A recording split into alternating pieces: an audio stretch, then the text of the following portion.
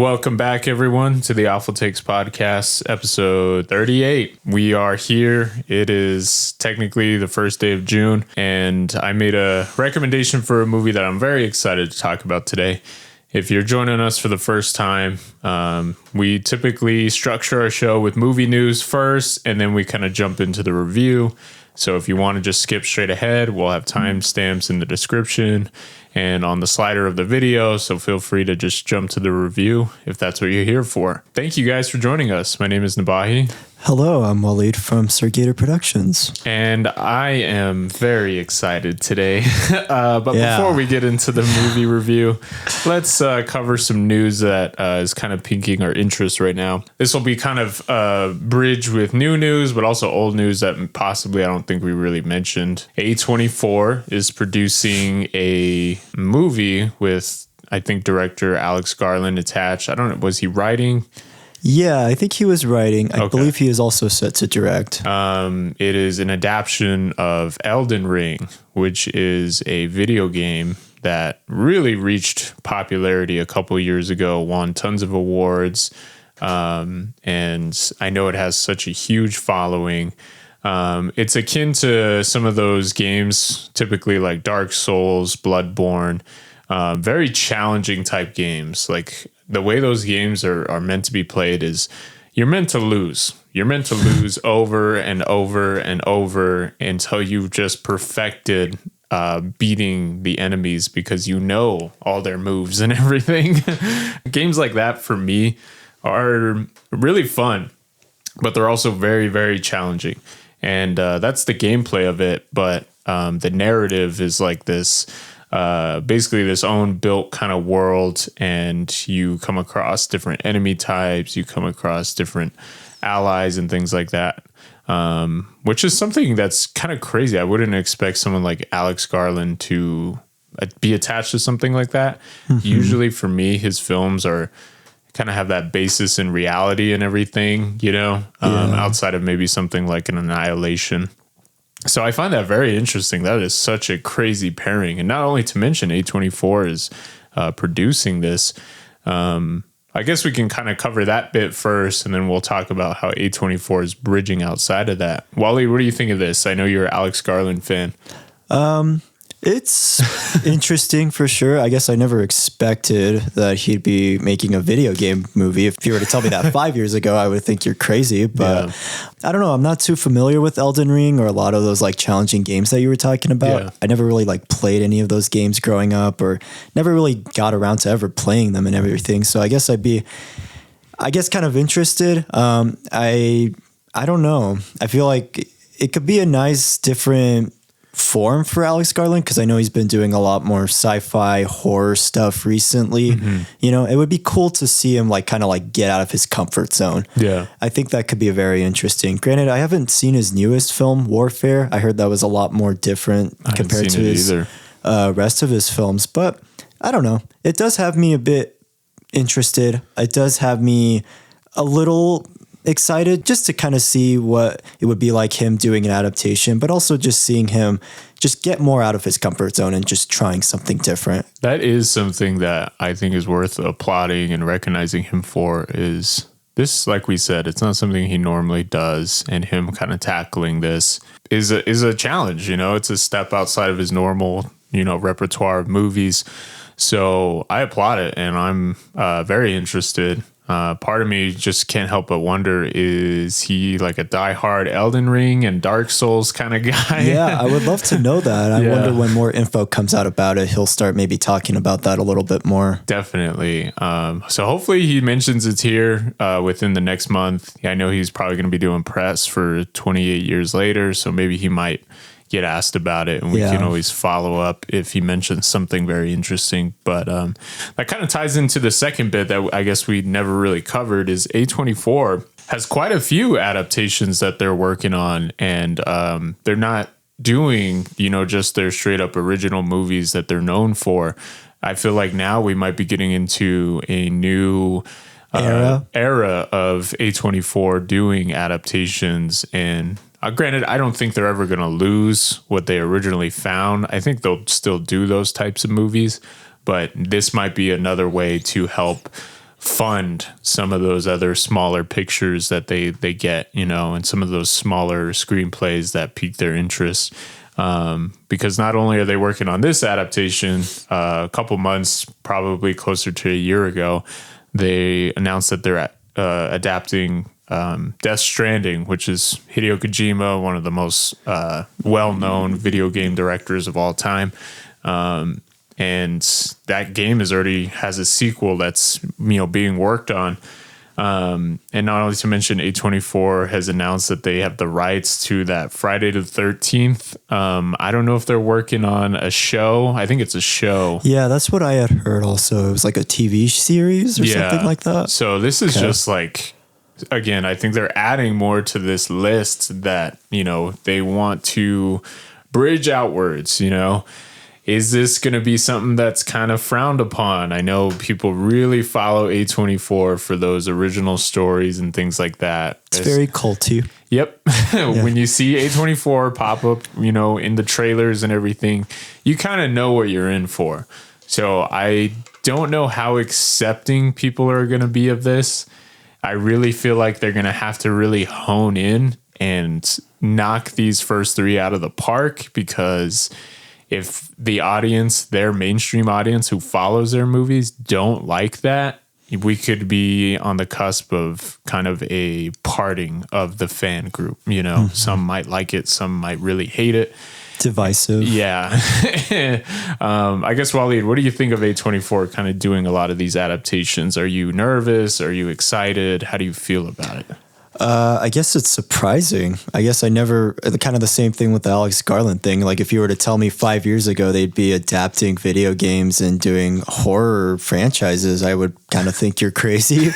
I guess I'm a little bit more optimistic because I think it could be kind of interesting to see how what kind of filmmakers they would get and what kind of like interpretations they would do for these series, you know, if it's maybe more artsy or maybe a little bit more like campy B horror stuff. I guess that's just kind of where I'm at with this. I'm just kind of like in a middle area of like, there's some cool excitement towards it. And I think you could maybe do a lot with those series, but there's also just kind of like, I feel like it's everything that A24 doesn't do, you know, and it's now they're just kind of like slowly becoming like the thing that they didn't want to become, if that makes any sense. That's very true. Yeah. I think one thing that they need to take in mind is these, you know, adaptations, they have fan bases, you know? Right. So I really wonder if they're going to try to appeal to them or if they're going to try to appeal to their normal, you know, crowd who follows their movies.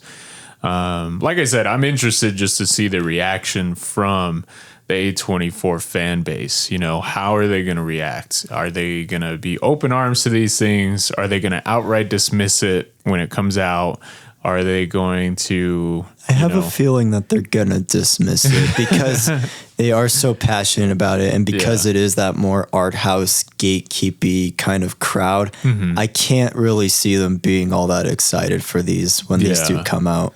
So man, it's going to be quite a thing to watch. At least I'm kind of hyping this up in my own head. But again, it's just the A24 fan base. They love their movies and that's cool and everything. And I love it when fan bases are dedicated and everything.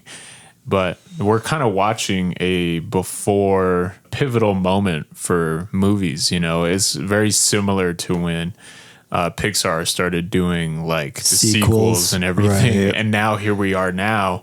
There's two conversations when it comes to Pixar, you know, and right now we're right before this pivotal moment for A24. And I don't know. I'm very curious to watch it unfold.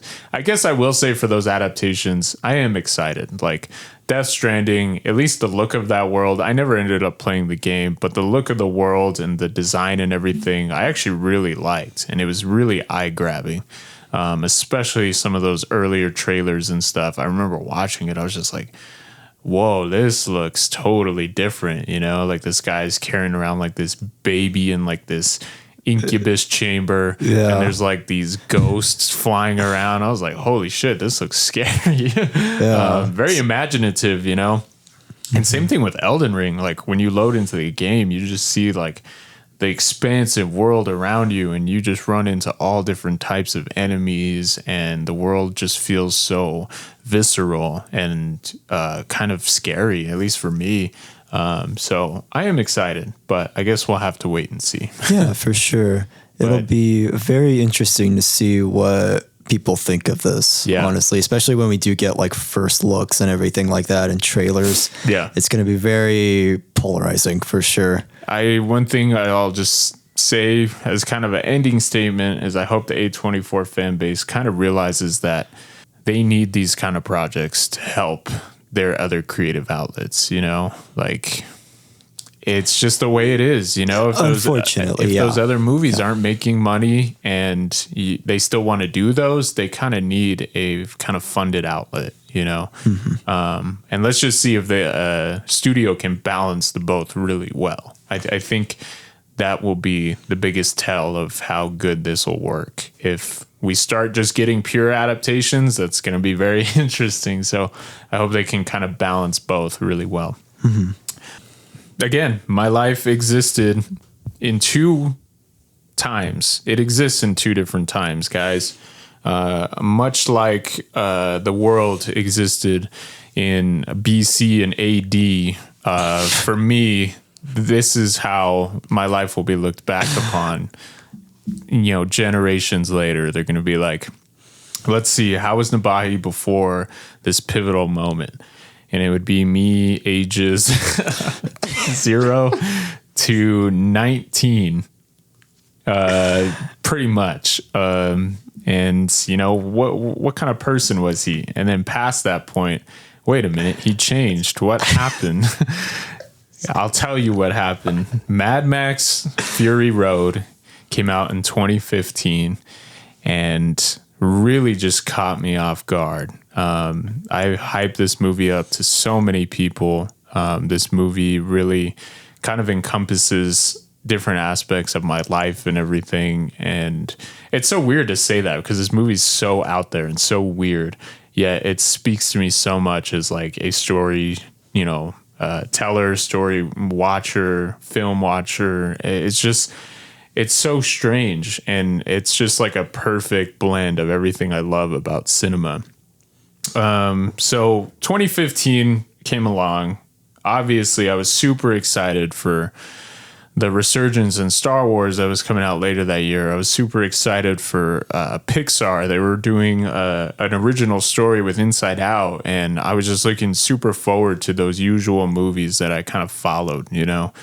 And I remember hearing about this Mad Max movie, and I remember seeing the trailers and just being like, that looks so stupid. I don't want to watch that. It looks so dumb. And for me, post-apocalyptic stories were just played out to death. You had just weird adaptations of different, you know, books and things like that.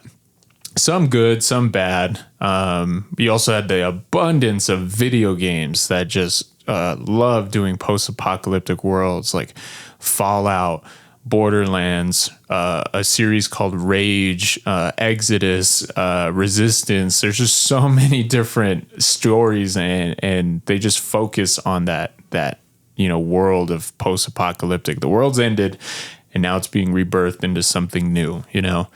So it just felt played out. And then not to mention my brother was in film school at the time, and he would just tell me countless times, like he'd come home and he'd be like, yeah, we have this thing where we have to write this story. And he would just say all of his classmates, you know, just kind of the normal kind of neckbeard film crowd. Oh, I'm writing a story about a post-apocalyptic world and there are these robots and they're in love. Or I'm writing a story about this post-apocalyptic world and humanity lives inside a bubble, and that bubble's called the Ark, and the world below them has to figure out how to travel. And it's just like, it just became noise, and it just became just overbearing, and I just hated hearing that term, post-apocalyptic. It just really just started to bug me, you know? And so here we are, this movie's coming out. I don't want to see it. I'm like, no, I'm not going. I didn't like the look of the world in the trailer. I was just like, I had a real hatred for that. Then my brother and sister are like, well, we bought you a ticket anyways. You should go. And I was like, fine. And I just kind of agreed. And it was so crazy because I think a couple of weeks before I saw Avengers Age of Ultron. And I was super into comic book movies. And I thought that was just a really good movie. And I was just like, all right, well, we'll go see this. And I went. And we'll get into it, but there's this intro sequence before the title screen pops up. And I don't know what it was in the span of that short time. I think it's like less than 5 minutes. I was along for the ride. And I was like, all right, I'll watch this. And in that first intro sequence, they show a lot. And not a lot is really said. And it really just kind of breaks down the things you're going to watch in this movie. And throughout the course of the next 2 hours, I was changed. Like, I couldn't tell you how I could just go from a pure hatred of something to being one of its biggest fans and just being like, nope, everyone needs to see this movie. Over the course of the next couple weeks, I went and saw it another 6 times, asking my dad, well, have you seen Mad Max Fury Road? Let's go watch it. So, my best friends was like, have you seen it? We're going to go watch it. I'll buy your tickets. And it's just crazy. It was just a complete 180. So I think when I say my life is kind of, it lives in these 2 different kind of parts.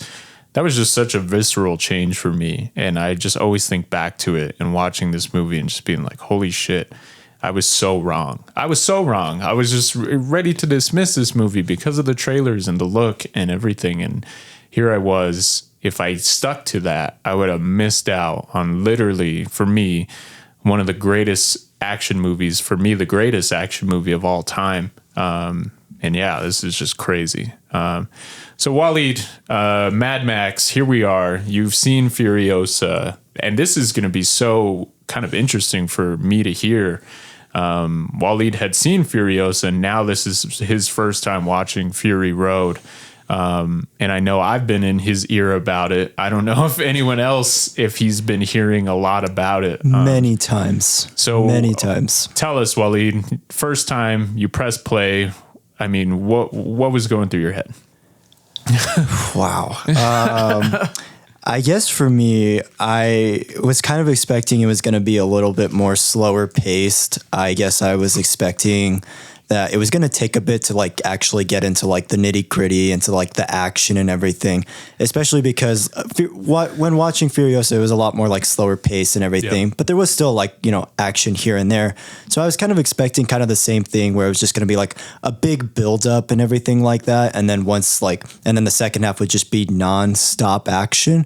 And so I was shocked in like the first 5-10 minutes when I'm like, wait, this is really fast paced. Like they're really just like not messing around. They just kind of just suck you into it quickly, which just surprised me so much. And I just was like, we're just going to get into it. It's shocking. It really shocked me. I just wasn't expecting that. Yeah. I guess it just kind of like tells you everything you need to know about the movie in like the first 5-10 minutes. And I was just like, wow, all right, perfect. Like, that's great. The movie opens with this kind of monologue that is just overdubbed, and it just explains everything you need to know right from the beginning. You hear a voice. He's like, my name is Max. My world is fire and blood. Once I was a cop, a road warrior searching for a righteous cause. As the world fell, each of us in our own way was broken. It was hard to know who was more crazy, me or everyone else. That line for me is just so great. And obviously I'll get into why. I'm the one who runs from both the living and the dead, hunted by scavengers, haunted by those I could not protect. So I exist in this wasteland, a man reduced to a single instinct, survive. I don't normally say this with a lot of movies, but typically in action movies and things like that, you kind of have your badass character. You have your main guy who knows everything, knows how to fight, knows how to do all this stuff. This is like one of the very few movies where everyone in this movie has badass moments, and they have, just such a knowledge of how to survive. And that's such a crazy idea to me that it's like, it makes so much sense. People who live in this world are forever scarred by it. All the people you're seeing on screen, what have they had to do to survive up to this point? Of course, they're going to be like super smart. Of course, they're going to know how to fight. Of course, they're going to know how to deal with situations as they occur. And I feel it so much in this movie that I think that's something that's kind of understated when you're doing post-apocalyptic world. It's like your characters have to survive. They have to live in this world. They day in day, they wake up and this is life for them. Of course, they're going to know how to fight. Of course, they're going to be badass. It's because that's how the world shapes them. I feel like all the characters in this, at least my first time, is like they all have like a history to them, you know, even though you don't know much about a lot of the characters, especially like the wives or especially like Max and Furiosa. It's like there's all like kind of a history to each and every one of them. Yeah. And there's a lot you can kind of take from their characters and everything. And there's a lot of things that you can imply, which I was kind of shocked by. I was kind of like, oh, they'll probably explain like maybe his backstory or they'll explain maybe like his origin. But I love that you just get, at least in that intro sequence, like you just get like little flashbacks and very quick like cuts to like this kid that keeps showing up or these people that maybe he didn't save or something like that. It shows a lot, and it does it in such a quick way that sometimes that's all you need, especially in a wasteland type scenario. Is just like he has people in his life that he let down, and watching again, this was my first time. I didn't see any of the other movies, and it was enough for me. And just to see those brief glimpses, and it's edited together so well. Like Max is running down this hallway and you see like all these figures like kind of coming towards him saying, "You let us die."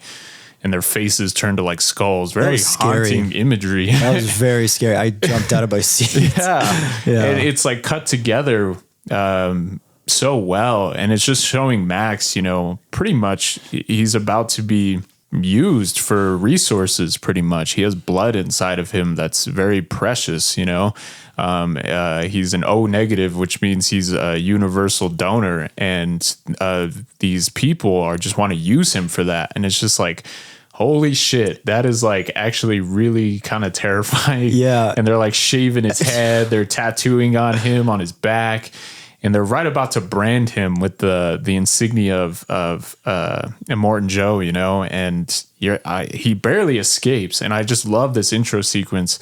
And not to mention, oh my God, the build. I'm jumping over. I'm jumping over stuff. But when he's captured, it's this amazing shot of this car rolling over and over, and it's done practically. And it's just like, I remember watching that. I was like, holy shit! And they time it just right to like get close to the camera, and he crawls out, and I was just in awe of what I was watching. I was just like, something about this feels different. Again, having just seen like Avengers and things like that, I was like, there's a practicality here that I forgot about, my love of movies. Like I mentioned, seeing Indiana Jones. What I'm talking about is Indiana Jones on the side of a truck, jumping from car to car, or he's on a tank, and he's barely hanging on. That practicality I had not seen in movies for a while was all of a sudden thrown back at me. And I was just like, holy shit, I forgot all about this. Seeing Max in this movie, seeing the cars and everything, there's just that amazing, tangibilization of it, of holy shit, it feels real. This doesn't feel, it's not the same as watching Avengers, seeing Iron Man flying around, Hulk and everything. This is different.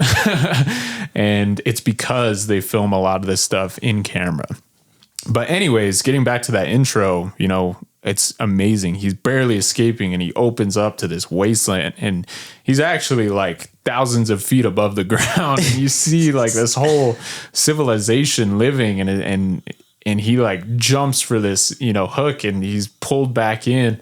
And they put this thing over his face, and all of a sudden just the title drops. And I just remember being like, that was a fucking good opening.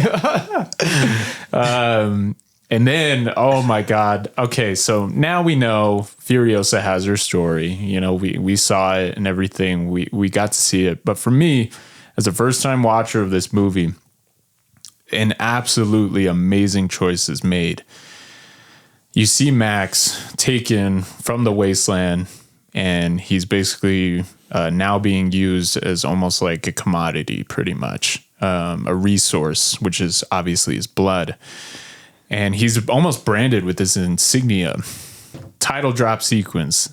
What is it open to? The exact next shot. In one shot, they get so much across about a character.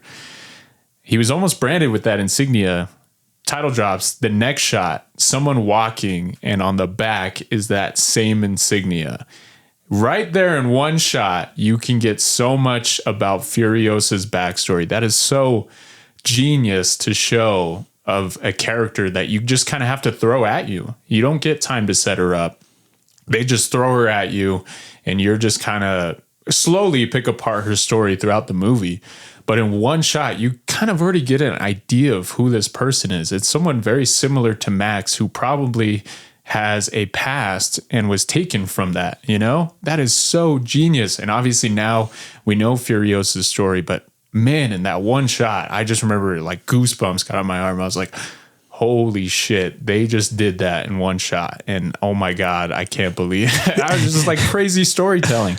Wallied, that whole intro, what were you thinking? Like, and obviously the lead up to Furiosa and seeing the car crash, did you kind of feel that this was not using a lot of CGI? Yeah, I definitely noticed that it was a lot more like I was actually wanting to ask if a lot of it was practical and everything, because there's some action sequences in here, and especially in the beginning, I'm just like, wait, like this is actually like in camera, and it's just already like it's just blowing my mind. It's just like it just tells you everything you need to know. I love just that whole action sequence, and I noticed throughout too, also in Furiosa also, but he does a lot of fast motion a lot of the time, like especially in the scene where Max is getting chased and everything. Like at first it was like a little jarring, but once like I saw it, I was like, but once he kind of started using it throughout, I was like, it's actually a really cool effect. Actually, I've never seen anybody use fast motion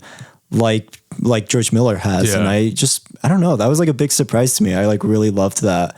And I loved, that whole sequence of like where he's jumping on like the crane and everything. Yeah. It's like, oh my God, you feel for me at least, like I felt like the adrenaline rush, oddly enough. And it was just like, holy smacks. Like it's, it feels like you're in that same height with him. And it's incredible. Yeah. Like it's hard to like kind of put into words, honestly. I'm just like, wow is the one word I have for that. It is a lot of visual storytelling. That's one of the main takeaways I have with this movie. Like I mentioned with Furiosa, then we're kind of introduced to Morton Joe.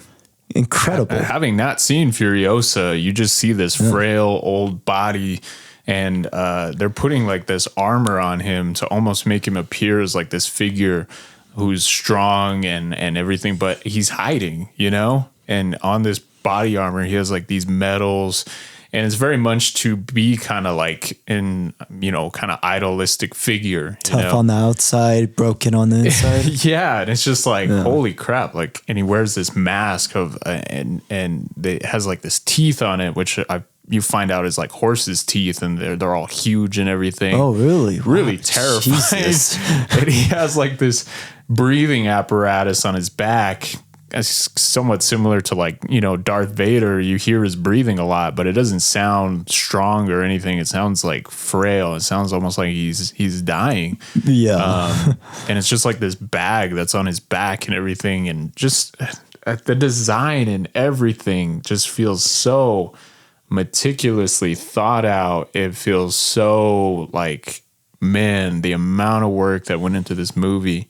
Watching some of the behind the scenes stuff, they literally had junkyards of just stuff, you know, and they would be like, well, we need this for a scene. Like with Max, he's got this face mask on, so they got like a gardener's like shovel rake thing, and they kind of built like this muzzle that he wears, and it's just like, oh really? And that's how a post-apocalyptic world would work. You build things out of old stuff, you know, you put things together, you use the resources that are around you, and right there, that's so much visual storytelling. Like nothing really feels out of place. Everything looks like it's made from something else, you know.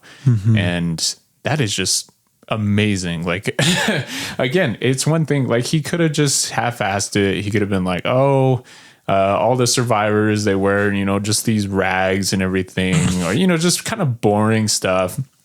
But I mean, look at Max. He's got like this torn jacket, like it's missing a sleeve. At one point he loses his boot. Yeah. I love that whole running bit. Yeah, it's so it's good. Fantastic. And it's just like so much, again, like storytelling is said through the designs of everything. And George Miller in an interview said something that I just found so interesting. Is just like, humans just have that instinct to make things beautiful. You know, we are very much a creative species, and we're driven by that sometimes, you know. He's like, just look at the Paleolithic man. He drew on walls and everything. This is something that's going to exist long past, you know, even us now, you know.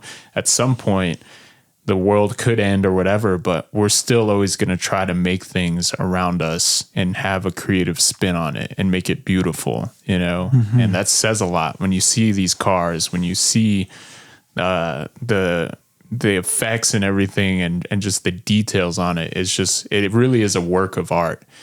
And you just see one car and then times that by 50, 70 cars that they have in this movie. They all look insane, and they all have their own unique look to them. And it's just like, holy shit, that is such a big undertaking, but I'm so happy that they did that, you know? And that's just like set design on like a whole new level, you know? Oh, yeah. Because not only do you have to build these cars, you have to make sure they still run.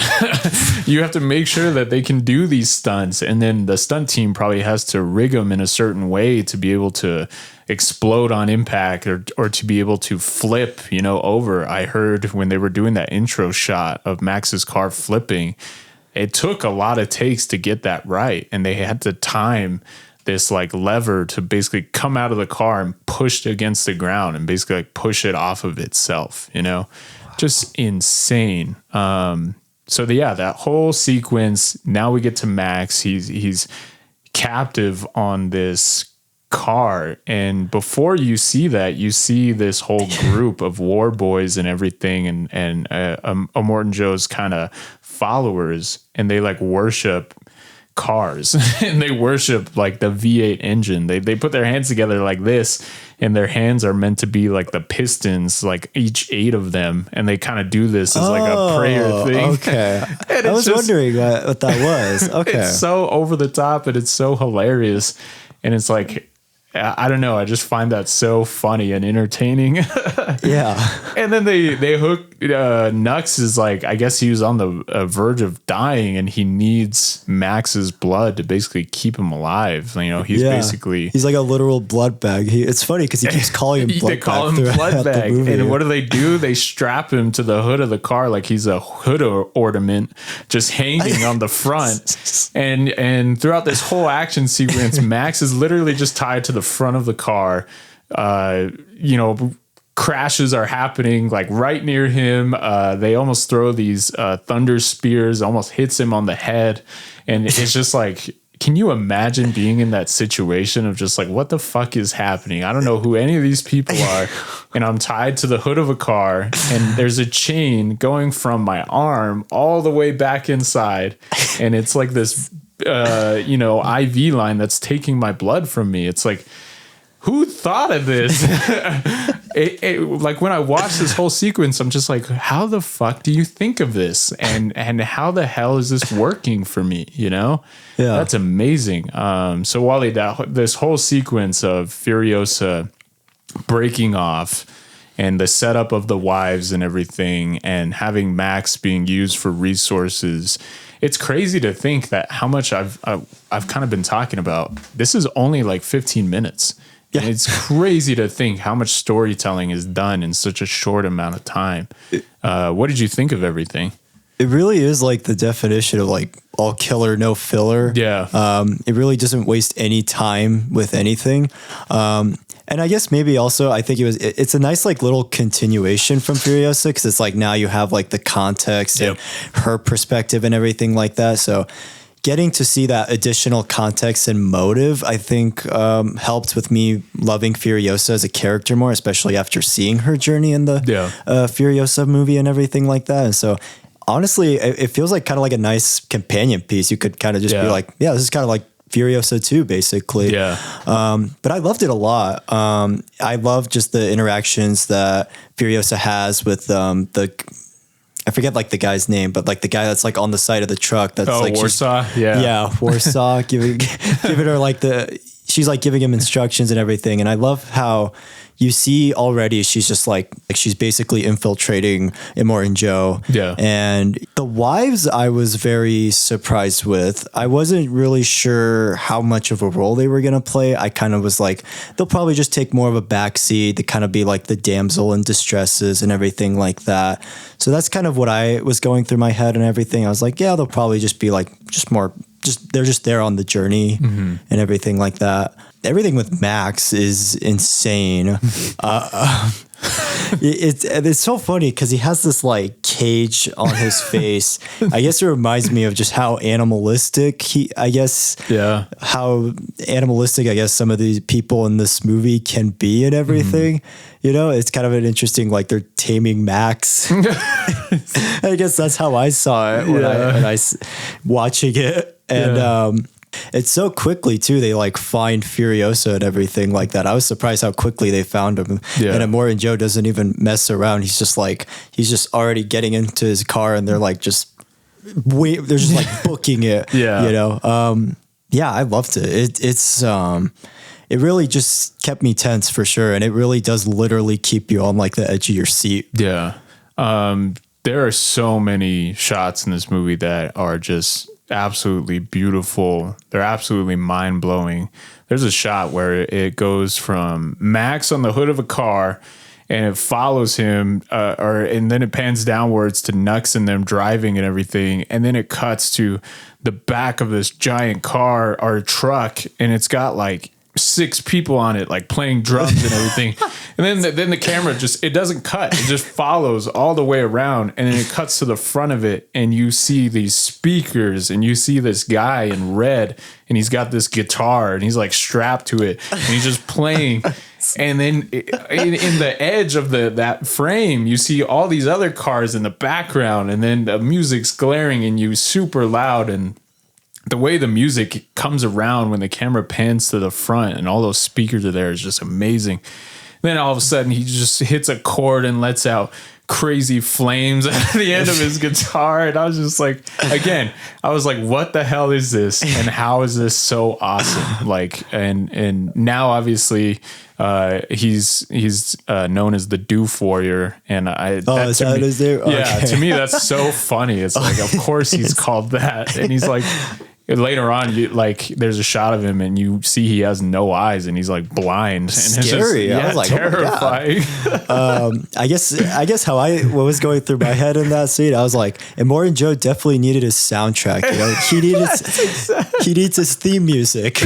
No, that's literally how I thought of it. I was like, when I drive, I need music to drive. Otherwise, I start to lose my mind. So in like my own kind of head canon is just like, Immortan Joe's probably like, driving's really boring. And, you know, I kind of need music to like fill the time. And I guess also for me, it also just shows how like vital and how like people treat Immortan Joe. Like they literally worship this guy like a god. Yeah. You know, like there's like the whole thing with Nux and everything. Yeah. He's like, oh, he looked at me. Like, and he's like, his buddy's like, he didn't look at you. He was scanning the horizon.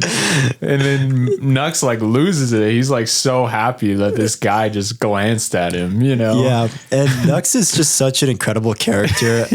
Nicholas Holt's fantastic in this film. He really just has that high energy. Yeah. He encapsulates it so well. Yeah. I just love what he brings to the film and everything like that. I love his look and everything. He looks a lot more unique compared to some of the other minions that do look like him and everything. Yeah. And again, there's so many great shots. I could talk about this movie like for so long, but there's a shot that has, I don't know, I love it when camera work is used to show the ferocity and the kind of intensity of, you know, adversaries. You know, that's such an understated thing of using camera work to kind of show you how big these moments really are. And there's a great shot. Furiosa's kind of fighting these kind of offhand little cars. I think they call them buzzards or whatever. Okay. They got like all these spikes on their cars, and it just right away you know these guys are bad. One of them looked like the guy from Star Wars, you know, like those desert people. Yeah. That's what I thought it was like a reference to, but I wasn't honestly sure. It could be. But yeah, right away you know these guys are bad, and it shows how tactical she is in maneuvering these couple of cars. You know, tricking them and blowing them up and everything. There's one point she like jumps out of the side of the truck and has like this crossbow that has like explosives on it. It's so and they cool. just shoot this, you know, car and it blows up, and it's just so amazing.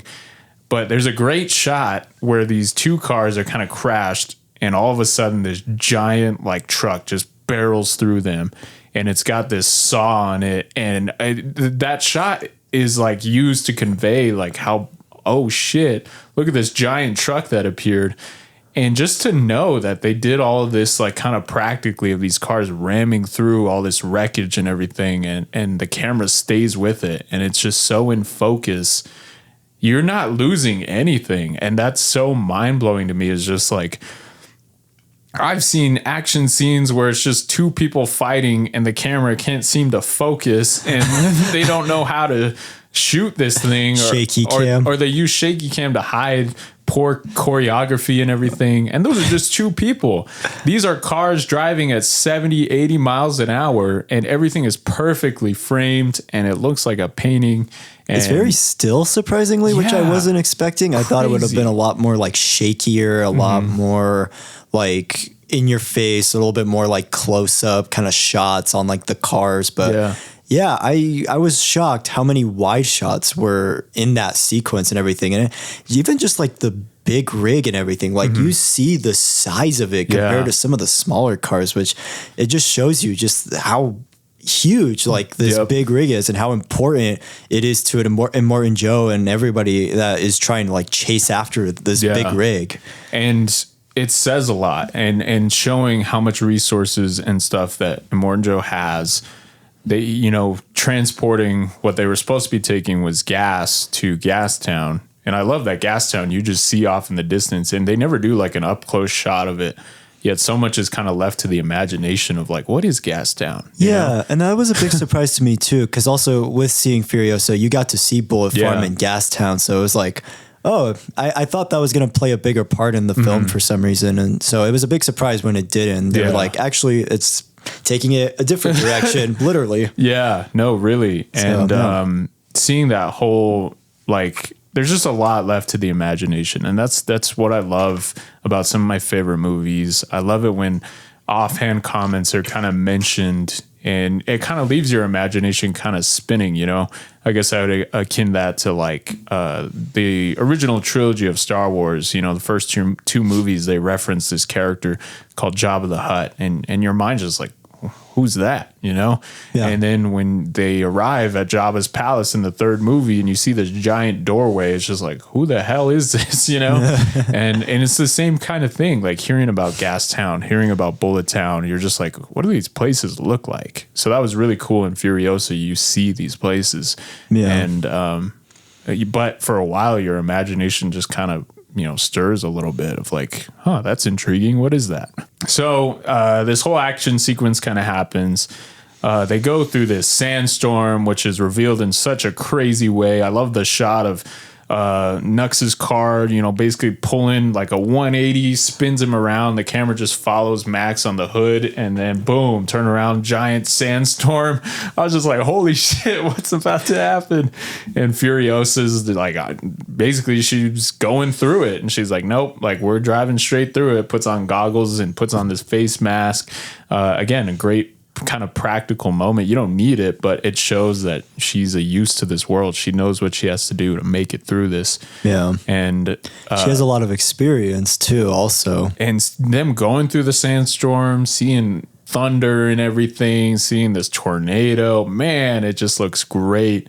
And a great blend of CGI and practical effects. So when I really encourage people who are watching this movie, when you're done, look at some of the in-hand camera scenes. They have them on YouTube as like kind of background footage, and you see that a lot of the crashes and stuff are happening very much in a practical way, and they use CGI as almost to kind of enhance those moments, you know. And seeing Nux drive through, follow her and everything, and he's ready to blow himself up to stop Furiosa. I love the moment Max is basically like trying to get inside the car, and Nux is like takes out gasoline in his car, starts filling it up, pulls out this flare, and he's like, witness me, blood bag, because that's like part of their like thing is to like sacrifice, but also for he wants to be seen doing it. Yeah. And Max just has this moment of like realizing what he's doing, and then it just shows him start hitting the window to try to get inside. It's so amazing. And man, that whole sequence of her truck driving towards that tornado and all these guys just like start flying off of it. Explosions, fire. It was appealing to like the kid in me of like, man, this is great action. This is awesome. And yeah, the whole scene ends. Nux's car crashes into Furiosa. He doesn't manage to get the flare off. And then you kind of get like this breather moment, you know, the camera goes to black and you get like this quiet kind of moment, you know, and it was at this point, I was expecting the movie to kind of slow down. I was expecting it to be like, all right, now we might hear more about the backstory. We might hear, you know, maybe see flashbacks. Yeah. And the movie doesn't really do that. You know, you still have, it awakens with Max like in the sand. There's a great shot of him just waking up and all this sand flying everywhere. And it just shows him in survival mode. How do I get out of this? You know, he's got this guy chained to his arm. I love the scene of him fighting. They're chained together, and he's got like this door, and he's trying to. At first, he tries to blow his hand off with a shotgun, and the thing doesn't work because of all the sand. And then he realizes, I have to carry this guy. I have to carry this guy and this door. And it just shows him next scene walking with him over his shoulder. And again, so much is said, like these are what these guys are pushed to survive. You know, that in any normal movie, I feel like they would have had, well, we got to make sure he gets this chain off of him. We got to make sure, you know, he's free to move. And I love that George Miller took these small moments of being like, nope, they work with the best that they're given.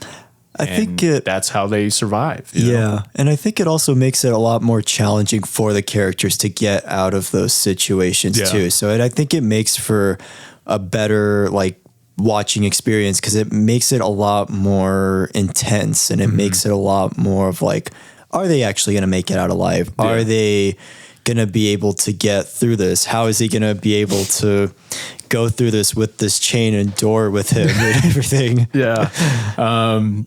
And at one point he tries to like bite off Nux's hand, and then it just almost grossed me out a bit. And then I saw he didn't do it, so I was like, okay, it cool. Just cuts to this sound, this noise. A great sound in this movie, by the way. Incredible sound design. Fantastic music, also. Oh man, this score is amazing. You hear this noise off in the distance. Love the shot of it coming around his shoulder, and the dust clears and you see the war rig far off in the distance, but not too far. So then he picks up Nux and everything. And this is the part where I was like, all right, great vehicle action scenes, everything, that was all great. And I was just kind of curious. I was like, are they going to do like hand-to-hand stuff, because maybe they got the vehicle stuff down. Maybe the hand-to-hand stuff will be a little bit harder. And there's this whole sequence of Max fighting Furiosa, but he's chained to Nux and he has this door on him. And not to mention he has this face mask on him. He's got a shotgun that doesn't work and he tries to intimidate them into thinking he does. And just a great sequence, he's seeing these wives and everything. Just really intriguing. You're just like, what the hell? Like, this is what was in the truck, And yeah, it was just like, okay, like, and it's just so much is just kind of thrown at you. They got all these belts on and everything, these chastity belts. I'm just like, oh my God, this is like really dark stuff, dark and disturbing. Very. And Max just wants water. Yeah. And it's just like, Jesus Christ, like it's just mind blowing to me. And then this whole action sequence happens. Max is like using this door to like block stuff. Wives, they end up trying to pull the chain that Max is attached to get him off Furiosa. That was a big surprise to me. I was like, wow, the wives are actually in the fight also, and they're actually really good fighters too. And then Furiosa Max pulls the chain as well to like trip Furiosa to grabbing this gun and everything. Just great practicality, and it just shows the use of everything around you as like a resource. And when you're in a survival situation, nothing is kind of left as like, that can't be used. It really shows you just how much these guys use stuff to their advantage. Everything is a resource in this film, which is not something I was expecting like with this film, and especially with Furiosa. I'm like, wow, it really shows you like they're using everything in their environment that they can to just survive, basically. And I guess it also shows in that sequence too of like, you can't really trust anybody, you see, because I was kind of wondering like why Max was like that. And I guess Max for me is also just a fascinating character in general. But it also just shows like he doesn't really trust anybody. He really has like major trust issues. He has, he's probably been wronged so many times, and Furiosa is probably the exact same way, especially knowing with that film and everything like that. Yeah. And it just shows you like they kind of don't really work together all that much really well at the beginning, but I love how as it goes along, they start to kind of like form a team, and it shows that like people need each other. We can't be fighting against each other. Yeah. That's how I at least took it, at least from like that beginning, especially because it is in such like a wasteland and everything like that. And everybody is just like fighting and fending off for themselves. Yeah. There's a kind of quieter sequence of Max trying to steal this truck. Furiosa is basically saying, you can't, I've rigged this to start in a certain way. You can't do it without me. Max is like, all right, we'll just wait then. Like, and off in the distance, you just see Immortan Joe's crew, like just in the background, and just great shots in general. And I'm just like, what is going to happen? And that is my thought throughout most of this movie. I'm just like, how are they going to get out of this? What is going to happen? And how are they going to keep up this energy was another big question for me also. And the intrigue is just so like apparent. It's just like, I can't help but just watch this. I have to figure out what is going to happen in this story. And like you mentioned, it shows that they're not really trusting of each other. Like Max is like, there's a scene where he goes to the back to like, basically get the wheels working on this tank of gasoline, and Furiosa has all these hidden weapons in the car. And one of the there's a great scene where Max like starts grabbing all these weapons to like regain control of this situation of, I'm letting you drive this truck, but you're still very much under my control. And Furiosa, when they all leave, has this great scene. She pulls out this knife, part of like the driving shift stick, and it's just like, damn, they really don't trust each other. Yeah. And again, they start surviving these situations. They start basically working together because pretty much they have to. Like Max knows he was used for a resource. Furiosa pretty much knows that if she's caught, she's probably going to be killed. She took Immortan Joe's, as they're referred to, breeders. And it's just disgusting. Crazy. Yeah. And it's just like, there's really no way out of this situation unless they help each other, you know? Right.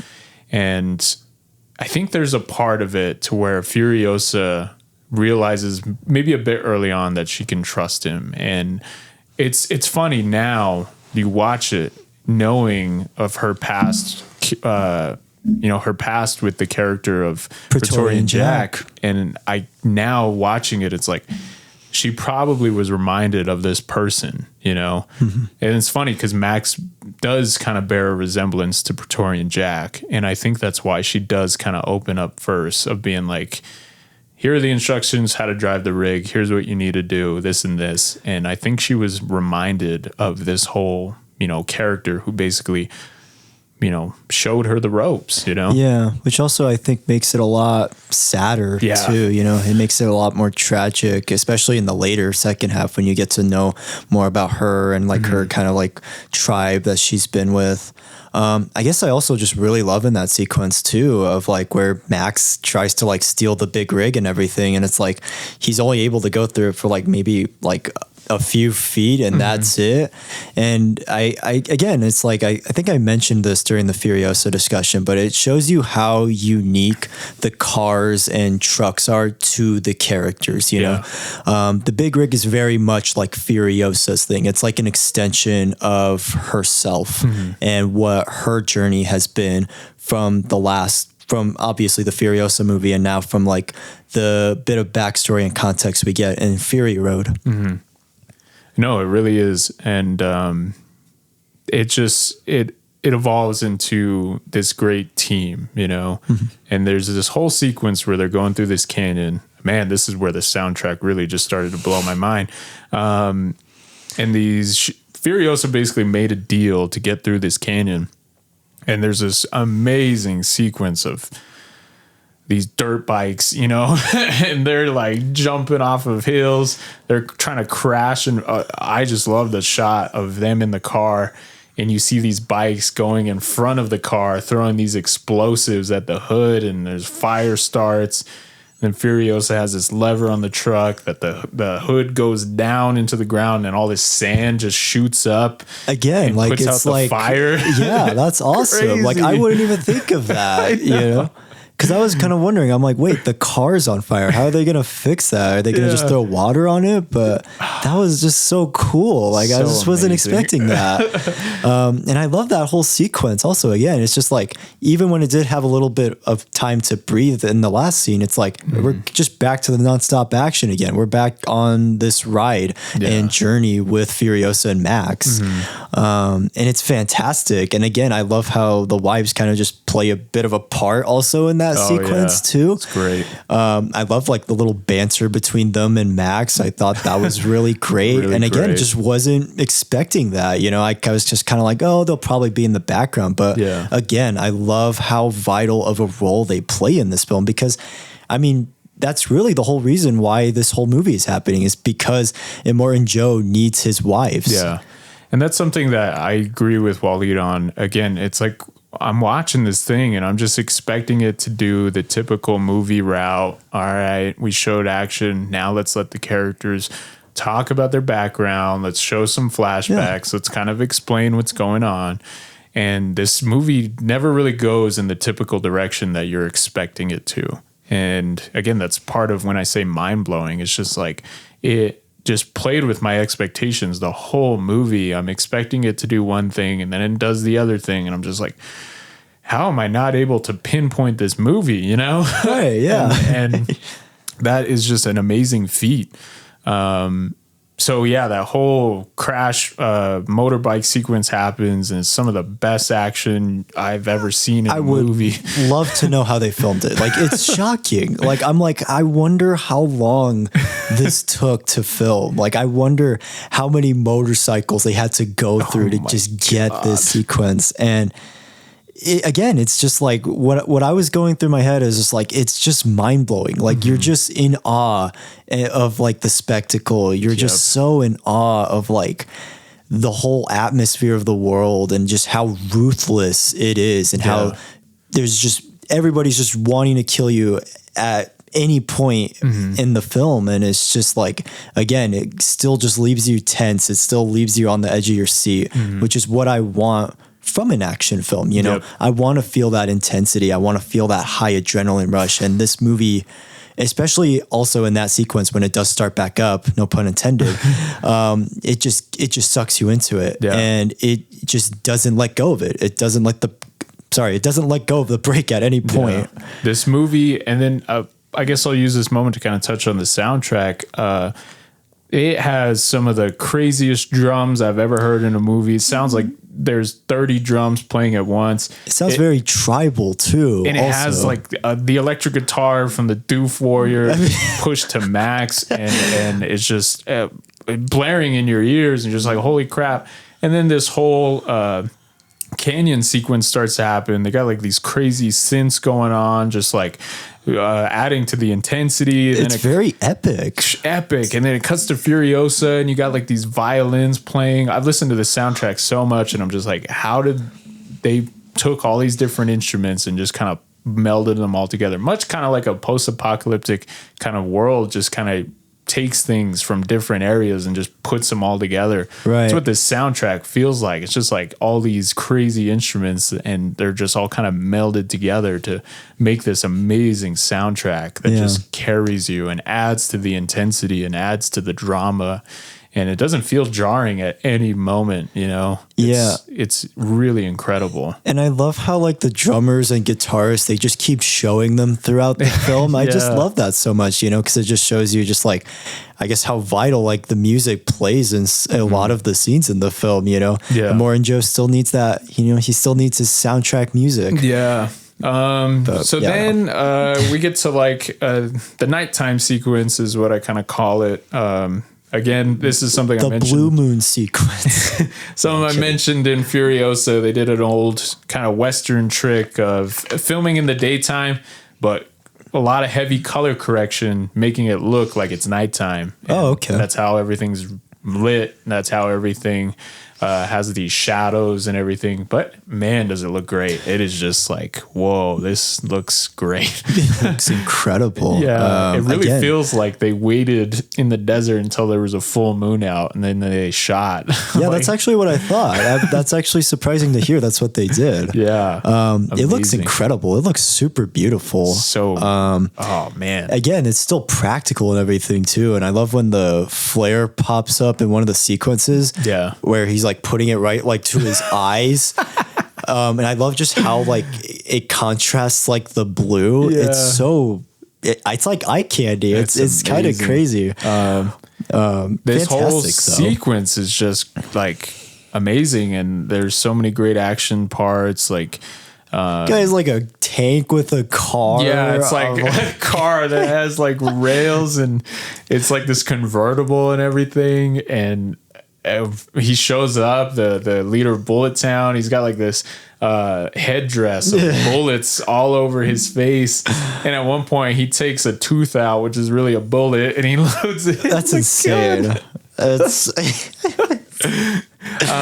It's wild. One of the sequences I want to mention was we see a character returning from Furiosa, this organ doctor, and he's performing surgery on one of the wives who was basically ran over by accident. That was hard to watch. And yeah, him cutting open, pulls out this baby. Man, that was just some of the most gruesome, like just disregard of life I've ever seen. And I was just like, oh man, I wasn't expecting the movie to get that gruesome, and seeing it, you just think you've seen it. Again, like it was kind of like I mentioned in Furiosa, you think you've seen everything, and then it surprises you. It just shows you like what they're pushed left to. Turn. Yeah. And it shows you in this world what they think of human life. You know, the fact that they're using Max as like basically a blood bag, and them cutting open and just pulling out this baby, and they're like, yep, it would have been a perfect child. And he just cuts the umbilical cord, and it's just like, what this? My heart dropped, man. Yeah. It was really sad. Mm-hmm. And again, it's like you were mentioning with the humans, it's like, it even shows you like, this is how the wives are treated, like in this world, you know, they're not treated with like any respect. They're just like sex objects, basically. Pretty much. And it's hard to watch, you know, like that whole sequence where she dies is like,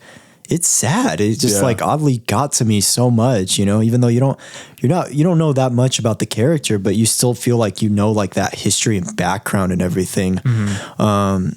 And then the line Rictus says, it's funny because there's like a bit of humor in the sequence too, where Rictus is all, I would have had a baby brother. Oh yeah.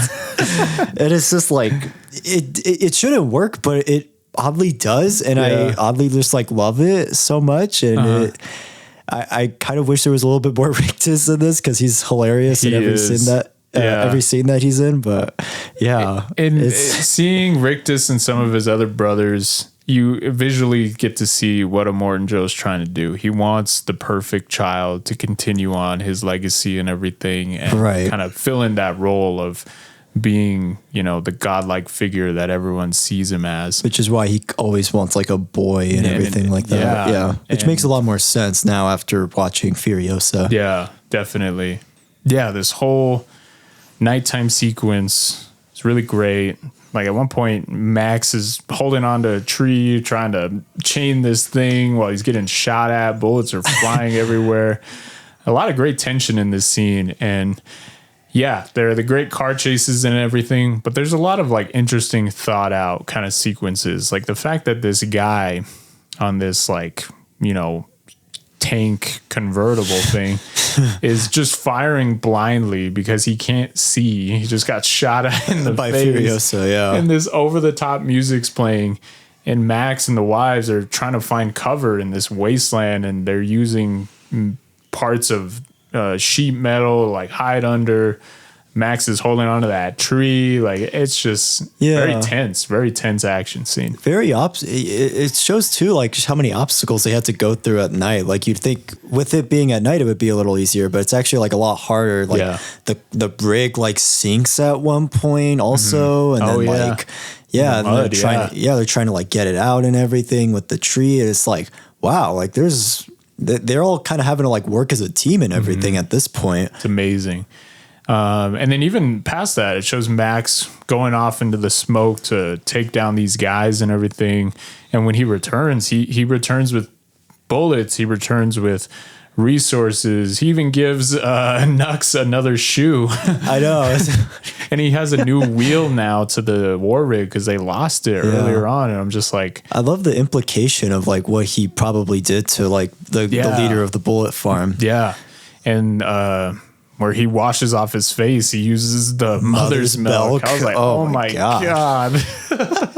So gross, but so funny. Yeah, really though. And man, there's some great, again, just subtle storytelling, subtle hints at the world and everything. Past that point, they drive past this kind of gross, you know, overgrown kind of wasteland where there's like puddles around. There's like all these crows, like these creature these guys things. I don't know what they are, like, and they're like on these poles like above the ground, and there's just like a very quick, maybe 5-second shot of them like turning and looking at the war rig, and I'm just like, what is that? And then that's the only time they're ever brought up, and it's just like it's a whole other side of the wasteland you just never would expect to see. So intriguing, and it shows like the wide scope of it all. You know, it shows like there's different areas of the wasteland. It's not just like the same, you know, part or same place, you know, because I think that's also why I love this so much too, is like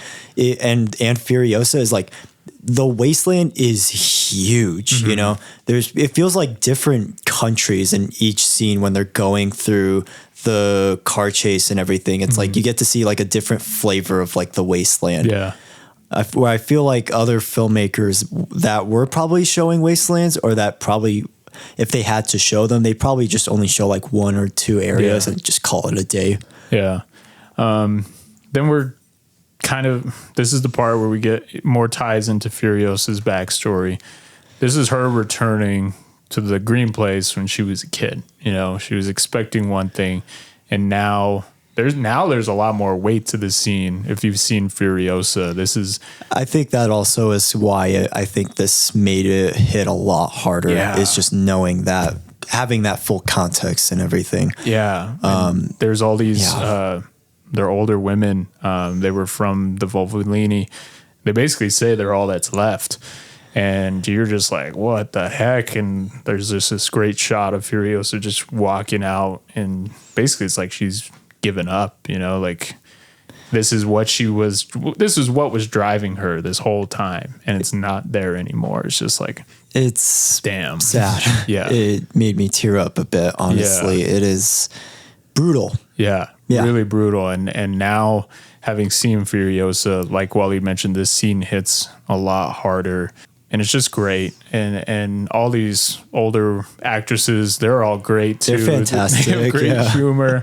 And they do, in the finale, have quite a bit to play in all the action and everything. It's really awesome. Yeah. And I love the contrast too between the older ladies and like the wives, you know? Like that was like a really cool, like them getting to meet and everything like that, you know, because they come from like such different backgrounds. Mm-hmm. It's amazing. And, we get this part where Max is basically going to split off and do his own thing. He's helped these people out. They've helped him. And it's just like almost like this exchange of like, you know what? Now we're just going to go our separate ways. Max is like, you know, I'll make my own way. And they're driving off. And it cuts to this stuff really quickly. Like it shows Max just looking out on them as they're driving away. And he's just there with one of the bikes. And he's kind of reminded of something in the past again of it comes back to haunt him. Yeah. Someone he basically failed and let down and everything. And which is also why I find him so fascinating. Cause when I saw this, I kind of expected he was going to be more of like a cold, stoic, like cowboy type of hero. But it surprised me so much when he does help out Furiosa and he does help out the wives throughout the film. It kind of just shows like he has like a very empathetic side to him where I feel like he's very empathetic and caring on the inside, but he has to put this like tough as nails image on like the outside to pretty much just survive. And I just love that whole sequence where I feel like it does come to like haunt him back, because it just shows like, again, that past that we've been talking about, but it also shows like how much regret he has and how much that he maybe does wish that he could have saved those people. George Miller has very much said that this movie is in some ways kind of a feminist movie. And I think when he says that, what he's meaning is just like, here this world is, all these factions and everything, they're all run by men. They're all, you know, dictated by men and how they view this world. And what do men do? They protect the things around them. They want to make sure no one messes with their belongings and things like that. Very much a kind of possessive mentality. And Max is kind of that way, but he's also driven by something else. You know, it's very much a contrast to what he says in the intro of being reduced to a single instinct, which is survive. There's a whole nother layer of Max that is hinted at. And it's a man who, you know, at one point had people he was close to and they were taken from him, you know. And I think what happens is his exposure to these women and seeing how they view the world changes his mentality and kind of brings out that old side of him that he kept dormant for so long, just because he was basically surviving through this wasteland and he was probably burned by people he trusted.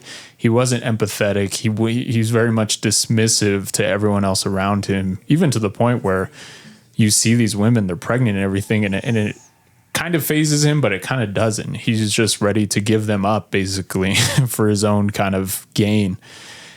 And then he probably eventually realized that that wouldn't really guarantee his safety and things like that. So, especially because he has shot one of them in like the leg and everything. So, and now here he is. He's had this exposure with these women, probably the first he's had in like a while, of seeing someone like Furiosa.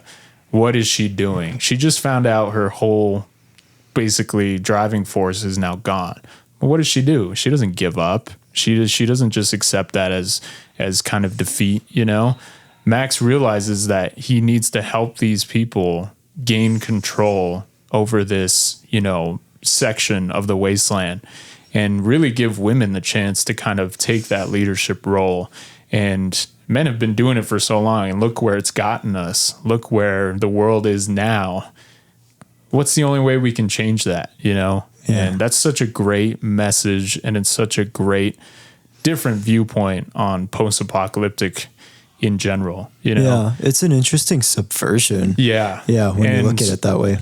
And now he catches up to them and he's like, they left this whole place unguarded. What we can do is just get there first and basically take control over everything. And I'm like, huh. So the way I've heard some people break this down is this whole movie, the first half is a chase. The second half is now a race to get back to the place first. And I'm like, wow, that's actually, very interesting. Yeah, makes a lot of sense, actually. Yeah. And they jump into it very quickly, and the stakes are elevated so much. I love the shot of them driving back through the canyon, and they see the flares go off all around them. It and like it's just zooms into them. It's just like, holy shit, they are about to get like... it's going to get more Get intense. attacked. Yeah. And it's just a great way to elevate everything.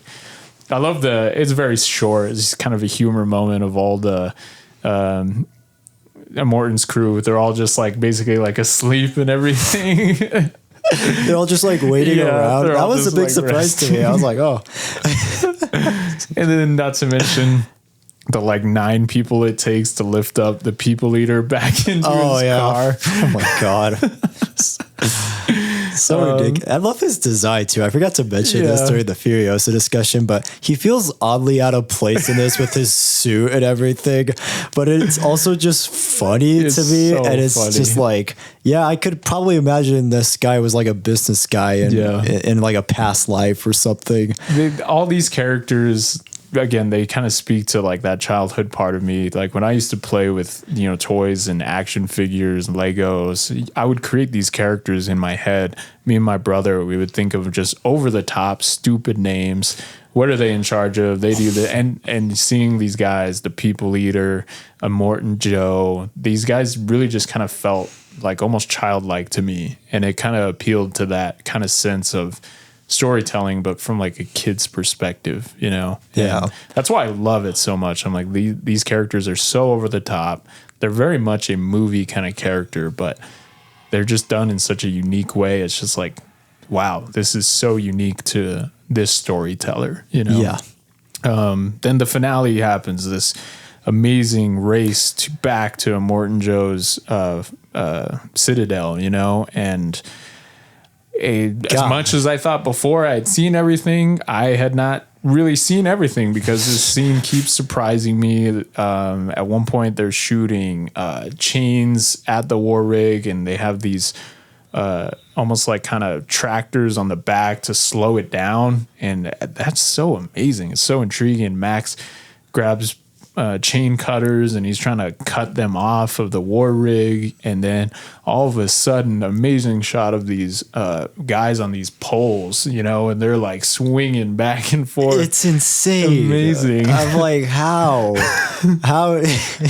and it's practical too, right? It's just like, it is. Oh my God, that's insane. He got the vision from it of like, I think he went to some show or something. He saw these guys balancing on these like poles. A Cirque du Soleil type of thing. And he ended up getting the people who run those to basically set this up. And at one point they were like, well, there's no way to actually get these pole guys on these cars while we're driving. Let's just composite the shots. Let's just do that. And they tried it. They composited everything. And he was like, it's looking too fake. We need to find a way to make this actually happen. So then they re-examined everything. And if they figured if they have these people as like almost counterweights swinging them back and forth, it would work.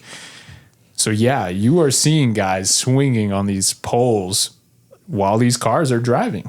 And it shows the insanity too of this world. Again, they're using everything as like a resource at that point, They're finding ways to like basically attack them, And it's so cool because it's like as the movie goes along, they find new ways to like attack them, and they find new ways to make it more challenging for like the main characters to get out of the situation, which is not something that I was expecting at all. I was like, how much more climactic, like how much more action-packed is it going to get in the climax? And it still was surprising me, and I was still just on the edge of my seat again. And they have this survivors resource, mentality. Like there's this part where Nux pulls up in a redesign of Max's car, or not Nux, I forget his name.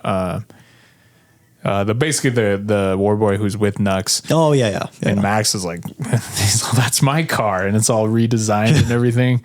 And there's this part where they're using gas to like spit into the hood of the car to make it go faster. And they're trying to get the level on each other. And Furiosa's like, don't push it too hard because you're gonna blow the engine. And it just shows the meter going up. And I'm just like, wow, this is great. This is great on every level, you know. It's awesome. And there's a great scene where Max gets pulled up by one of those pole people, and he's pulled up into the sky. And there's this great shot of Max just barely hitting the ground. And he's just like trying to hold on to this person.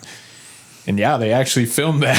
Really? Like, holy shit. Oh my God. And then he cuts him off and it pulls him back up. And it shows this giant explosion going off in the background. And it is just, again, it's like a painting. There's so many scenes in this movie that just feel like a painting. And yeah, I'm shocked with the wide tracking shots. I just got to know like how much rehearsing and choreography that took. Yeah. Wow, it is oddly beautiful. It's oddly satisfying too. It's incredible. It's absolutely amazing. This whole final sequence is just, you're on the edge of your seat. You are just along for the ride, and you're just hoping that they make it back. Then Furiosa, man, she goes through it in this scene. There's a part where she's holding Max on the side of the truck with her arm, and she gets stabbed. Like she's getting stabbed in the back. She's still holding on to him, and she's just pushed to the absolute limit of what you think a human can do, you know? And she still has to face Immortan Joe. And man, there's this great scene. Like she outsmarts him to get on top. They trick Rictus to go and help one of the wives. This is so funny. They help sneak her on, and man, it's just amazing. And she gets in a fight with one of the guys on Immortan Joe's car, and he like lets out this scream at her, and she just totally just headbutts him, and she's getting pushed to the absolute limit. And she comes face to face again with Immortan Joe. You know, her whole goal is to basically kill this person, you know? Yeah. And it's done in such a great way. Like she has like this hook contraption. She just puts it on his mask and then lets the rope go into the wheels, and it just like is horrifying. It's like something out of like a horror film. It's amazing. And she lets out the line, "Remember me?" And after seeing Furiosa, that's a great payoff. It is a fantastic payoff, and it makes it even better after watching Furiosa, honestly. And we get to the final kind of last part of the race, and Nux basically makes a sacrifice. You know, he realizes there's no way for him to make it over there with Rictus. It's basically at this point, either they live or, you know, so what's going to happen. And he has a great ending line, and he looks at the wives and everything, and he says, "Witness me." And he says it in such a heartbreaking kind of way. But you know that's what he's been wanting his whole life, you know? And it's so funny because the line he says also is like, he says, he's all, "I'm going to live and die, and then I'm going to live again." Yeah. You know, it's like he actually literally does throughout the film. He does. And I love the romantic connection that he has with one of the wives. It shocked me. I was like not expecting the film to go in that direction. But again, it's like they find a way to make you care about Nux as a character than just being the high energy guy. Yeah. You know, and his sacrifice, like, it honestly just again almost made me kind of cry because I'm like, wow, it's just like, it's like a beautiful kind of death. Basically, he's been sacrificing. He's sacrificing himself for like the greater good, you know?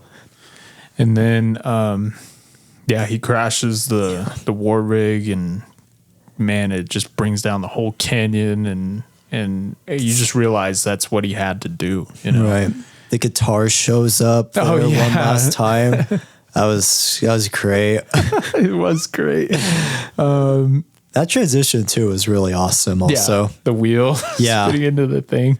It's great. And we get to this scene between Max and Furiosa. Max doing everything he can to save her. Furiosa's like breathing in this, man. You could just tell she's basically 1 foot in the grave. Honestly, I thought she was gonna die. Yeah. And Max, he tells her his name. Such a big moment throughout the whole movie. She doesn't even know this guy's name. Yeah, and I didn't even realize it until like I was watching. I was like, wait, he actually never told them his name. Yeah, and I think it really shows you how much humanity Furiosa and all the wives gave back to Max. You know? And it shows him how much he can put his trust and faith in people. Yeah, also, and in this whole movie, he wasn't wanting to do that. And now, finally, at the point of this woman's death, he feels that again, you know? And again, not a lot is said about this stuff, guys. You really have to visualize and you really have to see visually the story they're telling, you know? There's a lot of underlayers to everything that we don't see. Then it fades to black and it cuts on them arriving back up at the Citadel. And I was like, how is this going to play out? I really didn't know how this was going to play out. I was like, did they really take all the guards from there? Like, are they going to have to put up a fight to get back in? And I was just like, I don't know how this is all going to unfold. They pull up in front of the lift, and on the hood of the car, Max gets out, pulls off this kind of basically tarp almost, and you see a Morton Joe all disfigured. He's ripped apart. He's dead. Yep. And they throw him to the ground, and all these people just run at the scene, and you know, and they start this chant that's saying "Let them up."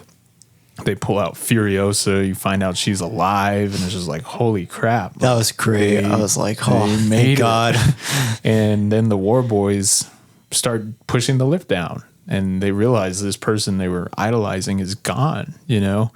And they let Furiosa's whole people up on the lift, you know? And I remember in my head, I was just like, wow, this is great. This is a good ending. Man, this is amazing. And in my head, I was trying to think like, well, what's going to happen? Is Max and Furiosa going to be leading this? Are they going to set, you know, a new standard for the people in the wasteland? What's going to happen? And in my head, I was already thinking all these thoughts. Has these great shots of Max and Furiosa looking down on everyone and everything. And I was just like, wow, this is a great ending. And then again, another subversion of expectation for me on a massive level. It shows Furiosa looking out on everyone. And then she turns and looks at the crowd. And you see Max down there. I had no idea that was going to happen. And Max and her just kind of exchange this look of like, we did that and we have respect for each other. But Max doesn't want any part in like leading these group of people. He doesn't, I don't know what it is. Does he not think he's worthy enough? Is that just something that's so against his character? But for him, it was enough. For him, it was enough to help these people. And now that's it, you know? And then the drums kick in, and it's just so great. I remember at that ending, it just totally shocked me. I was like, he's leaving? Yeah, right? I know. Very much kind of like a Western kind of hero, you know? He shows up, he helps these people. Like a cowboy, yeah. And then that's it, you know? And I totally was not expecting that. And man, the movie ends in such a great shot. The lift is just coming up and the music just plays out and just fades to black. Yeah, that was surprising. I was not expecting that. Yeah. I was like, I thought we were going to get like an epilogue or something, but I'm like, oddly enough though, it fits. Yeah. Yeah. It surprisingly fits. Yeah.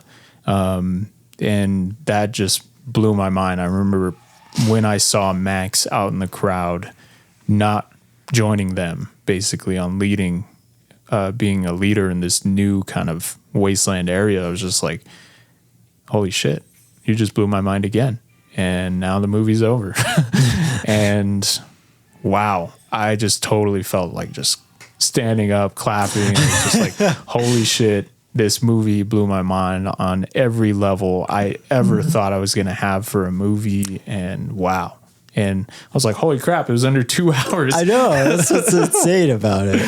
But that's the best. That's the best kind of movie, though. You know? No, it just flies by. It really is. Did you do a 10-minute standing ovation for it? I did not. Yeah, I did not. I should have. But yeah. Seeing this, man, it just cemented my love of movies. It just changed everything about what I thought a movie could be. It's one of those movies where I wanted to see every video of how it was made, what went into everything. I remember when the Blu-ray came out, I was so excited to watch all the special features and just totally see the mastermind behind everything. And that is a whole nother story amongst itself. This movie got pushed back 15 different times, took so long to come out, so many production issues. Again, this movie had all those issues. It shouldn't have worked, yet man, it really pulled it off. One of the strong things I want to talk about is the editing in this movie is absolutely amazing. Great story behind there that's worth mentioning.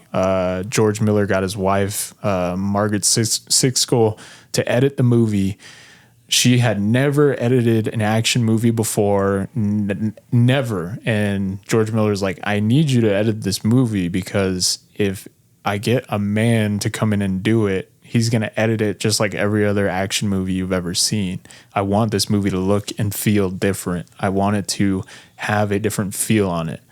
Wow. And she did it. And she wins the Academy Award for Best Editing of the Year. And that is just such a great thing to celebrate. And she was even like, I don't know if I can do it.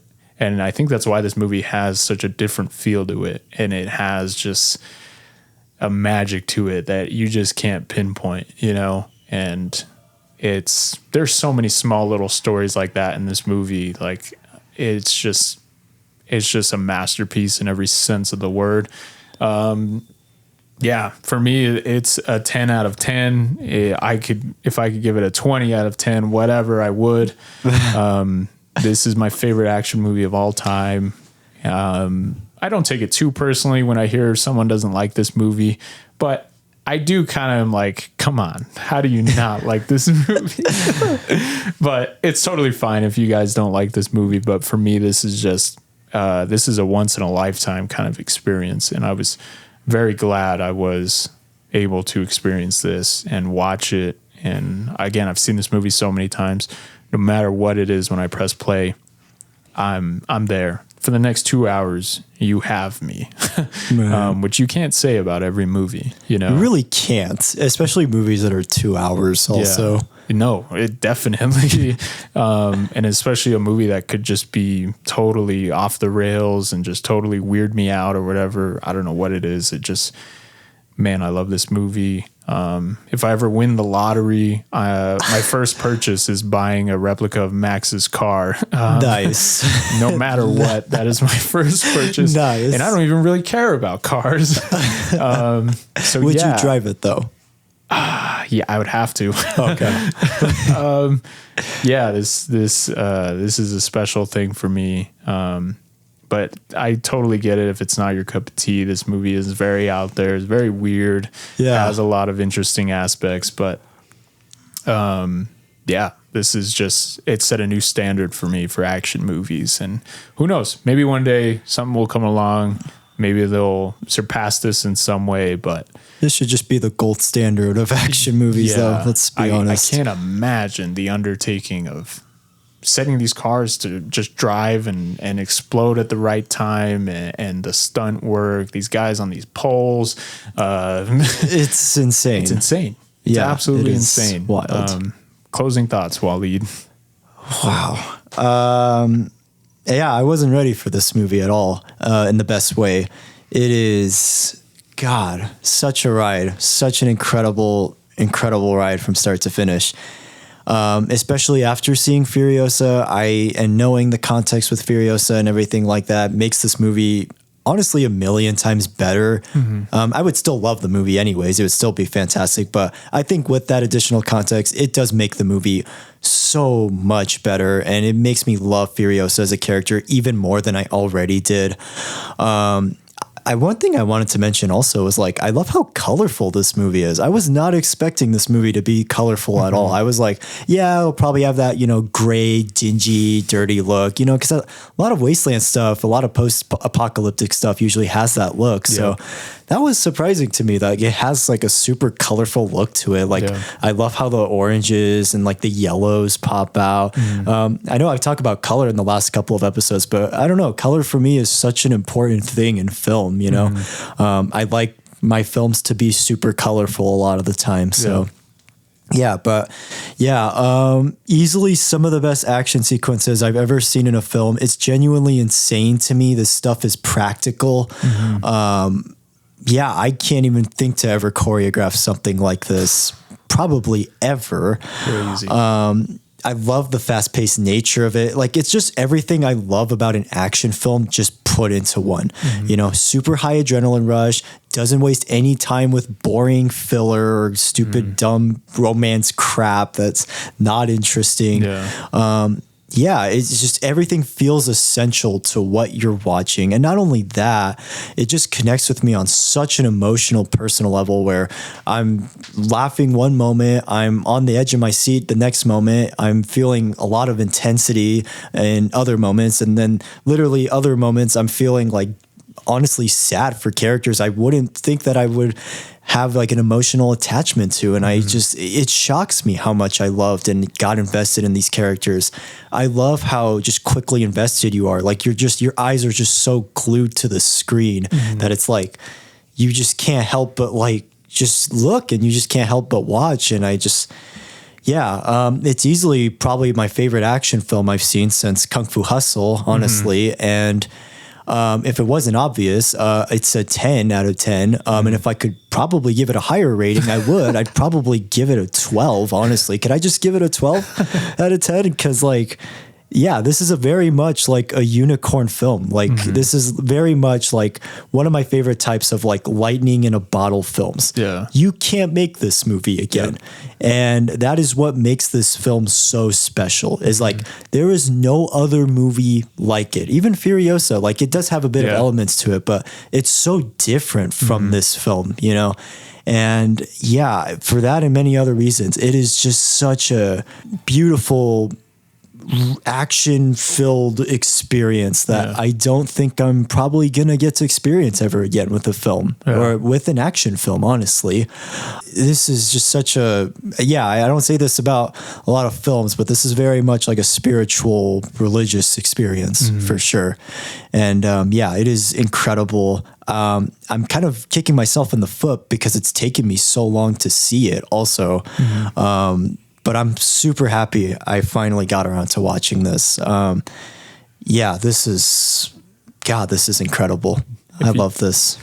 If you guys haven't seen it, please encourage you to check it out. Like, I hadn't seen any of the other Mad Max movies, and until I saw this one, and you don't really need the other ones for this.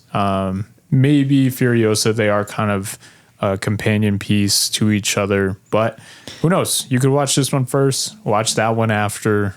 It's totally up to you. I guess the cool thing is with me and Wallied is we're both opposite sides of that coin. And we still had that same enjoyment, it's shocking. And I just can't wait for more stories, hopefully, from George Miller. I can't wait for if they do another one, what it would be like. I've heard stories that George Miller has another script for a movie titled The Wasteland, and it shows Max before Fury Road, like a year before Fury Road leading up to this movie. Yeah, that would be awesome to see. That would be amazing. And honestly, watching this film, it reminded me, I was like, I really need to watch more of George Miller's films, honestly. I saw Happy Feet a long time ago. But I definitely need to make time to watch more of his films, because I definitely feel like seeing this and Furiosa, I feel like I would love so much of his other movies, honestly. And in the era of reboots, remakes, this is the pinnacle of a director returning to a previous project and exceeding those movies. I'm sorry if you love The Road Warrior, if you love the first one, or even Thunderdome. This one for me is just miles better than the other. You know, like you just can't. This is just insane on every level. And again, we're in reboots and remakes right now. To see this guy return and totally be like, you know what? I had a foot in creating this whole genre, and here I am. Let me return to it. Let me return to it, and let me set the new standard. You know, and I love that he went about it in a different way. He was very much the reason as to why post-apocalyptic worlds have that brown, drained out color kind of look. And you know what? He came back to it. He's like, even though I set that standard, let me crank the contrast up and let's do this in a different way. Let's have these colors pop and everything. Let's have the explosions pop. Let's have the nighttime sequences pop. Let's just fill this world with color and beauty, you know? And yeah, which shocked me, but I'm also very grateful he did that. Yeah, so thank you. Like, please. Great choice. Yeah. Again, it's a once in a lifetime kind of movie. I could easily talk about this movie for another 2 hours. It's so strange. Like, all my friends who love movies and everything, they like this movie, but it's just not.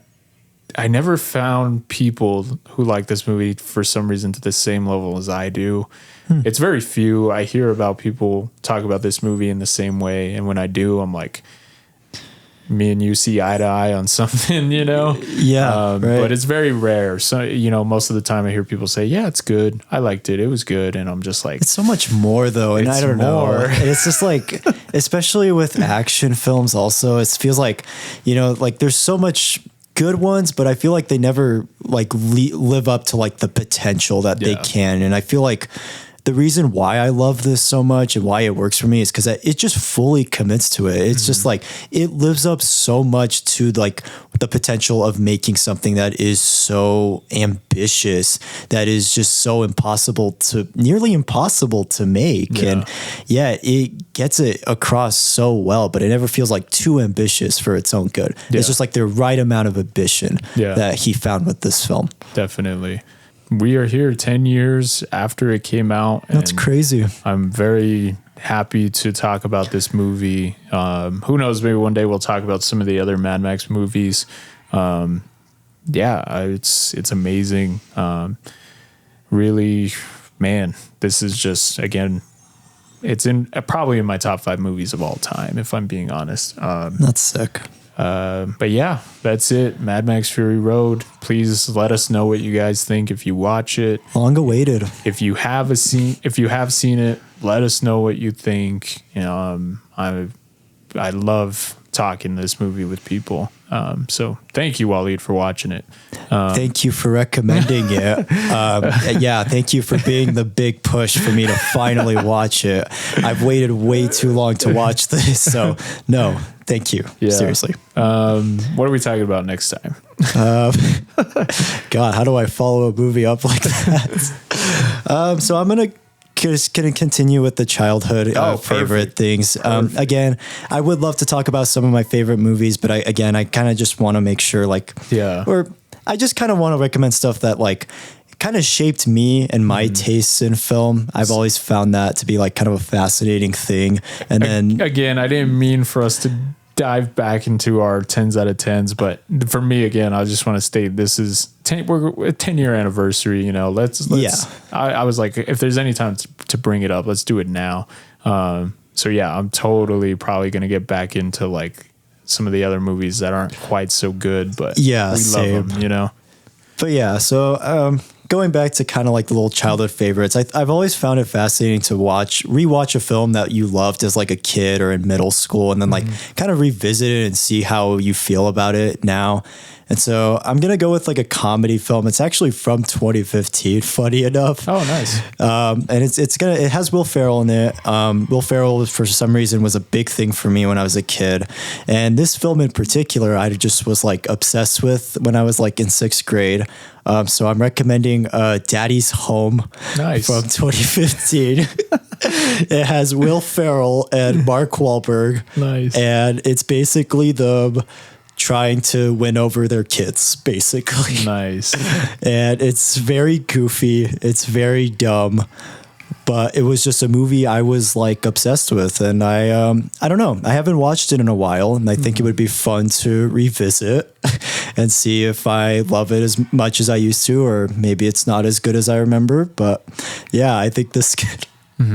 I think this could be an interesting discussion. I don't know. Have you seen this film or anything? Not actually. So this is going to be very interesting. For me, Will Ferrell is kind of one of my pivotal, comedian actors and everything. Oh, really? Yeah, okay. I really I like Will Ferrell. I know a lot of people don't like him, but for me, he is one of like the people that I like watching in comedy. So yeah, same. And I don't know, I've always kind of enjoyed some of his films. Granted, some of them are not so good. It's a lot like an Adam Sandler thing for me, where I just have like, for some reason, like I was just really into them as a kid, and I feel like it kind of shaped a little bit of like my personal style of like humor and everything like that, And so yeah, this was just one that I remember like getting on like a Blu-ray. I was just like obsessed with this film for a time. I'm excited. But That'll be cool. Well, Daddy's Home. God, what a title. Will Ferrell, Mark Wahlberg. If you don't want to be spoiled for it, you can check it out before the next episode. Nice. What a way to follow that. All right, guys. Again, let us know what you guys think of some of our recommendations.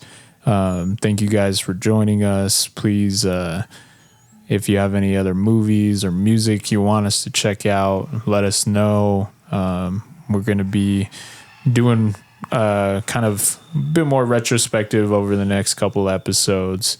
I just feel like movies, again, there's just a wide range of what we love, and some are, hailed as some great masterpieces, and some are, not considered that way, and that's totally fine. If I met someone who just only loved 10s out of 10s, I'd just be like, this is kind of weird, Questioning. It says a lot. It says a lot when someone says, you know what, my favorite movie is this movie, and I look it up and it's like a 3 out of 10. I'm like, all right. That's it has a pretty crap reception, but you find a lot of love and enjoyment in it. And it says a lot about that person, so I love hearing about that type of stuff. So cool, man. Yeah. All right. All right. Good day and good night, mates. We'll see you on the next one.